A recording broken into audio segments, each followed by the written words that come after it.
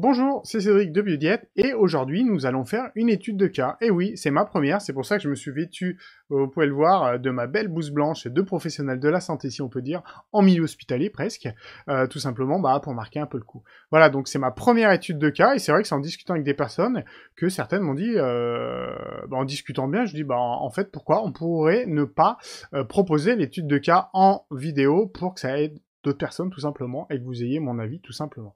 Alors, rassurez-vous, c'est avec le consentement des personnes et c'est dans l'anonymat le plus complet. Donc, si vous souhaitiez que je vous donne mon avis via une vidéo, c'est très possible, c'est gratuit, sachez-le, ça me fait très plaisir et ça se fait parmi ces conditions-là. Avant toute chose, si vous souhaitez me suivre, n'hésitez pas à vous abonner, soit à ce podcast, cette vidéo, ou même via les réseaux sociaux. Alors, on revient à cette première étude de cas. C'est les enfants, c'est la deuxième fille d'un couple d'amis qui est née en novembre 2016 et qui est vraiment des gros problèmes asthmatiques et de bronchite, ça part de partout, c'est-à-dire qu'il y a de l'asthme et quand il y a au moindre coup de froid, au moindre petit pépin, ça part vraiment en pneumopathie infectieuse dans tous les sens et c'est vraiment un gros problème. Vous allez le voir d'ailleurs, on va le voir son traitement qu'elle a actuellement, c'est absolument dingue. Alors ce qu'on va faire, c'est qu'on va faire un petit historique. Donc cette petite est née donc en novembre 2016, la grossesse, en fait, a été pas écourtée. L'activité de la personne a été assez écourtée, c'est-à-dire qu'à partir du 13e mois, à cause d'un hématome rétroplacentaire, la personne a dû se mettre au repos pendant, à partir du 13e mois jusqu'à la fin. Donc, il n'y a pas eu spécialement de causes qui ont été identifiés, et il n'y a également pas eu de traitement spécifique. Il n'y a pas de traitement spécifique, semble-t-il, du moins pour elle, pour être pour calmer un peu cet hématome. Alors, l'accouchement s'est fait par les voies basses aussi, c'est important de le savoir, parce que souvent c'est les asthmatiques ou les allergies. On s'aperçoit, il y a des statistiques qui nous montrent très clairement que un accouchement par les voies hautes, augmente le risque, notamment d'allergie, après d'asthme pas forcément, mais d'allergie et d'intolérance. Donc ça s'est fait avec 3 semaines d'avance. Donc c'est une fille qui était une petite fille, donc qui était prématurée. Et faut savoir que c'est pendant le dernier mois plutôt, que la maturité des poumons se fait, donc c'est pas étonnant un peu en soi qu'elle ait une faiblesse à ce niveau-là. Le traitement que cette petite a eu à la naissance, c'est simplement une couveuse et un berceau chauffant, pas d'autre traitement, spécifique suite en fait à sa prématurité, tout simplement. Alors, après, tout le monde, cette famille est rentrée chez soi, tout simplement, et c'est là que, après quelques semaines de vie, il y a eu vraiment des problèmes respiratoires ultra récurrents et qui sont toujours récurrents et d'ailleurs plutôt problématiques. On s'est aperçu qu'au tout début, il y avait des petites rougeurs autour de la bouche, mais c'était rien de grave. À première vue, pas d'allergie qui était vraiment décelée. Donc il y a eu des tests. Le problème en fait actuellement des tests allergiques, c'est qu'en fait on sait que on trouve que ce qu'on cherche, si on peut dire. Si vous n'avez pas cherché un allergène, vous pouvez pas savoir si vous l'êtes. Tout simplement, ça part un peu normal, mais après avec la méthode que je vous dirai en fin de vidéo, vous comprendrez qu'on peut déjà quasiment le faire, tout simplement. Ce qui peut aussi arriver des fois, c'est avoir une apparition de symptômes, notamment après une vaccination. Et oui, une vaccination, ça peut donner différents signes du corps, des signes de défense du corps, qui en général peuvent être passagers la plupart du temps, mais il n'y a pas de corrélation entre crise qu'il y aurait pu avoir et date de vaccination. Faut savoir que cette personne a de l'asthme et vraiment des pneumopathies qui partent jusqu'en sifflement, d'accord, depuis donc les quelques semaines de première vue, de vie, et ça se passe aussi bien en hiver qu'en été, aussi bien quand ils sont chez eux que en vacances, aussi bien quand la petite dort dans son lit que dort dans d'autres lits. Ça, c'est vraiment en fait des choses qu'il faut déjà regarder. Parce qu'effectivement, si quand vous êtes chez vous, il y a un problème et que quand vous êtes en vacances, il n'y a plus de problème, déjà, ça vous permet d'identifier que c'est peut-être l'endroit où vous habitez tout simplement. Après, si c'est carrément à l'intérieur de votre logement, effectivement, il se peut peut-être que dans une chambre, vous êtes allergique à quelque chose. Il y a un autre tissu, il y a un tapis, il y a comment ça s'appelle, il peut y avoir des rideaux. C'est vraiment des choses qu'il faut regarder parce que là, typiquement, quand on a des soucis d'intolérance à ce niveau-là, récurrente, fréquente, quotidienne, c'est bien qu'il y a quelque chose où on doit être constamment en contact et qui stimule notre système immunitaire. Alors, pour faire un petit tour du côté des parents, semble-t-il que du côté du père, il n'y a pas de risque allergique. Par contre, au niveau de la mère, bah, effectivement, il y a une petite asthme de jeunesse qui est revenue quelques fois de manière vraiment très peu nombreuse à l'effort. C'est-à-dire que surtout avec du sport à l'effort en hiver, notamment, eh ben, on fait bien que le froid recroqueville tout simplement les alvéoles et il peut avoir des crises qui ont été traitées vraiment de manière symptomatique avec de la ventoline, tout simplement. Et il se trouve maintenant que l'hiver dernier, donc en 2020, eh ben, il y a eu une grosse crise de toux, donc pour le coup, la ventoline n'a pas suffi. Donc là, on a mis ce qu'on appelle un bronchodilatateur encore en plus, qui s'appelle le Gibiteur ou Gibiteur, je sais pas comment on le dit en fait. Et en prévention, on a également mis du Zitromax, qui est un antibiotique qui contient de l'azithromycine. Vous avez dû l'entendre. Si vous regardez cette vidéo post-Covid-19, on en a beaucoup parlé. Voilà. Et voilà comment cette personne a pu traiter, la maman a pu traiter en fait son asthme au cours de l'hiver, mais c'était la première fois. Donc il y a quand même un terrain, allergique. Alors, donc en fait, depuis novembre 2016, clairement, elle a même pas su dire le nombre de crises qu'il y avait, tellement c'est hyper fréquent. Aussi bien, comme j'ai dit, en hiver, en été, la nuit, en journée, des week-ends de soirée passés aux urgences, je m'en rappelle très bien, on en a déjà parlé, et à chaque fois, c'est des traitements assez lourds pour calmer l'inflammation, tout simplement. Donc, clairement, en fait, cette personne est allergique à quelque chose, on ne sait pas. À 9 mois, en fait, il y a eu un RGO, donc des régurgitations qui peuvent apparaître chez beaucoup d'enfants. La mienne, par exemple, ma deuxième notamment, a eu des régurgitations. Mais à 9 mois, il y a eu beaucoup de régurgitations. C'était des dizaines, voire des fois des cinquantaines de fois par jour. Alors, c'est pas forcément des choses énormes qui régurgitent, mais il y avait quand même de très importantes régurgitations. Donc, ça savait bien qu'il y a quelque chose qui irritait tout ça. Et ça s'est calmé plutôt après les 1 an, tout simplement. Alors, clairement, donc cette fille, au traitement actuel, donc au 6 mai 2020, clairement, je vais vous dire le traitement de cheval qu'elle avait pour 6 mois. On est carrément parti pour 6 mois, on rigole pas. Donc du Montelukast, qui est un antihistaminique, allez, sur 6 mois. Sérétide, corticoïde et bronchodilatateur sur 6 mois, d'accord, qui est donc de la cortisone. Ventoline, bronchodilatateur et antihistaminique à la demande, en fait. 5 à 7 fois par jour si ça siffle, parce que des fois vous avez des pneumopathies ou des asthmatiques, quand ça monte vraiment dans la gravité, et ben ça siffle. Là en général c'est qu'il y a un gros problème de ventilation, donc là faut vraiment y aller, il faut vraiment que la cage thoracique, que les bronches en fait se réouvrent pour tout ça.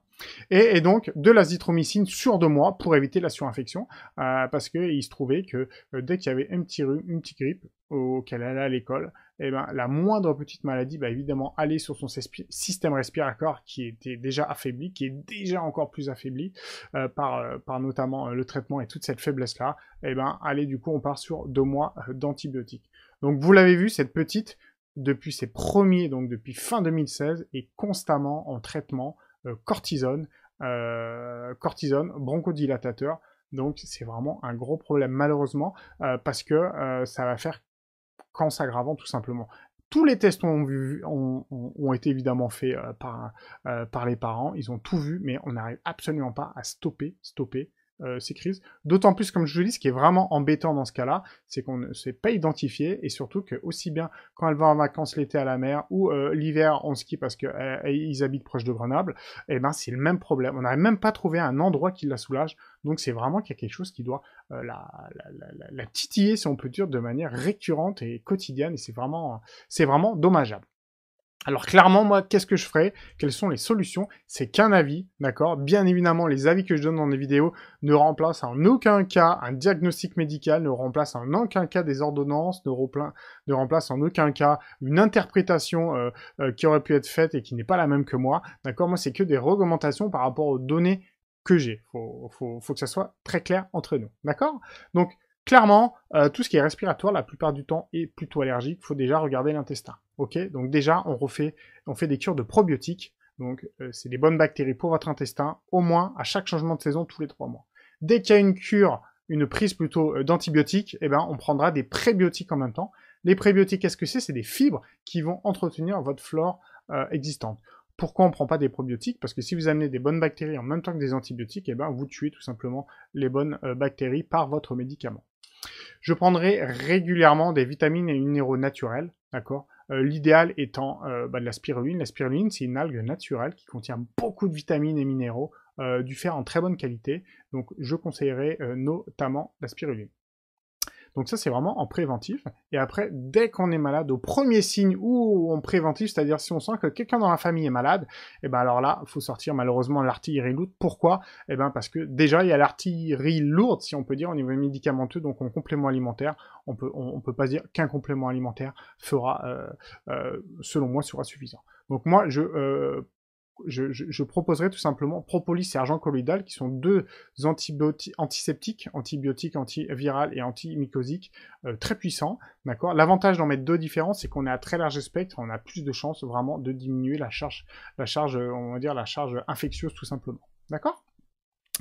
Ouais, on peut même rajouter une huile essentielle type tea tree ou Ravinsara, qui sont vraiment des huiles essentielles anti-infectieuses, pardon, très puissants, antiseptiques. D'accord. Attention cependant, s'il y a de l'allergie, faites un test. Il se trouve que la Ravinsara pour cette personne est ok, donc on peut très bien en rajouter. Après, ce qu'il faut calmer aussi, c'est l'inflammation. D'accord. Du moment que vous avez en fait une infection, vous avez toujours une inflammation. L'inflammation est nécessaire dans votre cas, enfin dans tous les cas, je voulais dire, pardon. Quand il y a une infection, c'est nécessaire d'avoir donc une inflammation. Elle permet de faire venir tout le système immunitaire à l'endroit où il y a l'infection. Et en inflammation, tout simplement, l'inflammation permet une régénération des tissus. Le problème, c'est si ça devient trop chronique, et ben là, on abîme le tissu et le corps ne récupère pas.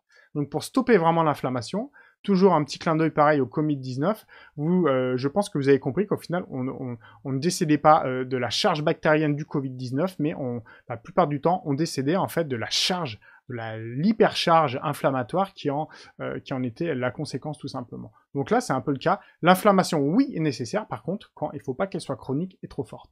À partir de là, on prendra du cassis, le cassis en bourgeon, gémothérapie, on en prendra 2 à 3 fois par jour pour vraiment stopper l'inflammation. C'est très très puissant. Pour un adulte, jusqu'à 10 mg de cortisone, ça peut être un équivalent. D'accord? Donc sachez que ça marche très bien. On prendra des oméga 3 en complément alimentaire, plutôt végétal, c'est ce que je conseille le plus. L'huile de périlla est super, l'huile de lin, cameline, que vous pouvez après prendre aussi dans l'alimentation. Dans l'alimentation, c'est les huiles riches en oméga 3, c'est noix, colza, soja, les trois principales. Je parlerai un peu plus tout à l'heure de l'alimentation. D'accord? Donc ça, on va agir sur vraiment l'inflammation plus avec ces oméga 3 et ces cassis. Après, on peut prendre de la quercétine. La quercétine, si vous avez un rhume des foins ou si vous avez des allergies, vous connaissez probablement, c'est un antihistaminique très puissant et naturel qui est vraiment super, qui fonctionne vraiment de manière très forte. Il faut savoir que pendant la crise du Covid-19, donc, certains thérapeutes naturels, certains médecins qui utilisent des médecines naturelles, conseillaient la quercétine justement pour vraiment pour calmer l'inflammation et la décharge d'histamine, parce que l'inflammation peut être également entraîner une décharge d'histamine. Les deux sont liés. Donc c'est pour ça qu'au cours du Covid-19, quand il y a une charge très importante d'inflammatoire, on peut également prendre des antihistaminiques. C'est pas fou quoi. Ça peut être logique. Et voilà, et donc après ça, après ce traitement-là, on va essayer évidemment de diminuer tout ce qui pourrait être allergisant, pour être sûr, on enlèvera le gluten, on enlèvera le lait. Si vous êtes dans un endroit où il y a beaucoup de tapis, on enlèvera les tapis, on change le pyjama, on change les draps toutes les semaines. S'il y a des rideaux, on les enlève. On va vraiment essayer d'avoir un endroit un peu plus aseptique. Le plus aseptisé possible parce que cette personne a probablement quelque chose qui l'embête tous les jours. Après, d'un point de vue carrément nutritionnel, c'est hyper important aussi. Les gens qui prennent que du médicament ou que du complément alimentaire et qui changent pas leur base, leur alimentation tous les jours du quotidien, là, c'est hyper important. Il faut partir sur une alimentation, on l'a vu, beaucoup de fruits et légumes à tous les repas. On évite tous les produits transformés, tous les sucres rapides, toutes les mauvaises graisses, parce que c'est tout ça qui entretient, en fait, l'inflammation et une infection.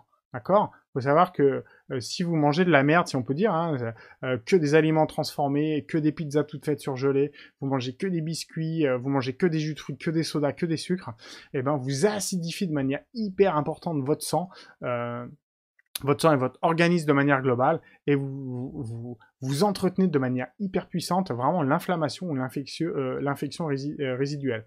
Donc clairement, dans un cas comme ça pour cette fille, cette petite fille, si vous faites n'importe quoi au niveau alimentaire, ça va être, je dirais, c'est pas la peine de commencer par les compléments alimentaires, mais comme son nom l'indique, complément alimentaire, c'est complémentaire à quelque chose. Donc l'alimentation est hyper important. D'accord? Je regarde si j'ai rien oublié. Il semblerait que non. Oui, quelque chose que j'ai oublié, c'est des fois les lessives. Sachez que dans les lessives, enlever tous les sprays qui sont d'ambiance pour sentir bon dans les toilettes chez vous, ou ça, on oublie ça, d'accord? Les lessives, prendre la lessive la plus hypoallergénique, un bon savon de Marseille fonctionne très très bien, d'accord? Et après, d'autres thérapies un peu plus longues, parce que malheureusement, je pense, c'est quand on est si jeune et on a autant de traitements lourds, eh ben, faut partir après sur les thérapies qui vont être un peu plus longues. Et moi, je fais ce qu'on appelle la méthode BBA, donc la méthode Bye Bye Allergie, qui est une méthode qui permet vraiment d'identifier par groupe des allergènes, des éléments où vous êtes intolérant ou même hypersensible.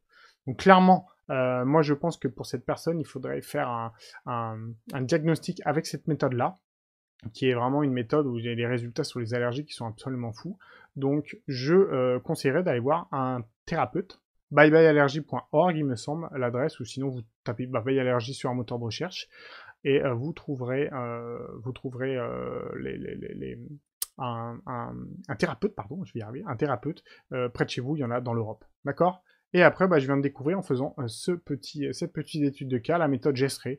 La méthode Gessray, j'y connais pas très bien parce qu'à première, ça serait plus partie kiné et partie ostéopathie, mais ça peut être quelque chose. Donc méthode Gessray, G-E-S-R-E-T, je vous mettrai le lien également en dessous. Pourquoi pas essayer, hein, moi je suis pour essayer. Si la méthode vous parle, allez essayer. Si ça vous parle pas, n'essayez même pas. Tout comme la méthode Bye Bye Allergie, si vous pensez que ça vous convient pas du tout, c'est pas dans vos convictions, dans vos croyances, c'est même pas la peine d'essayer. D'accord? Donc voilà, j'ai fait à peu près le tour pour cette première étude de cas. Voilà, comme vous le savez, là, le but, c'est vraiment que je vous aide de manière un peu plus précise. Donc, n'hésitez pas à me faire part de vos envies sur une étude de cas. Vous avez déjà eu beaucoup de monde et vous n'avez pas de solution. Vous voulez un avis différent. Voilà, je dis pas que j'ai la solution, absolument pas, mais un avis différent ou une réflexion différente peut amener la solution. Comme je le répète toujours, la solution, la plupart du temps, est en vous. Apprendre à connaître sa maladie, c'est hyper important. Apprendre à connaître les fonctionnements, ça permet de bien réagir, justement. Donc ça, c'est très très important. Je vous dis à très bientôt et j'espère que cette vidéo aidera déjà la personne, enfin la famille à qui ça s'adresse. Et puis si ça peut en aider d'autres, c'est vraiment le but. Mais même si ça a aidé qu'une personne, je le ferai quand même parce que c'est très bien. Puis j'adore ça, tout simplement. Voilà, je vous souhaite à tous une bonne journée. À très bientôt. Au revoir.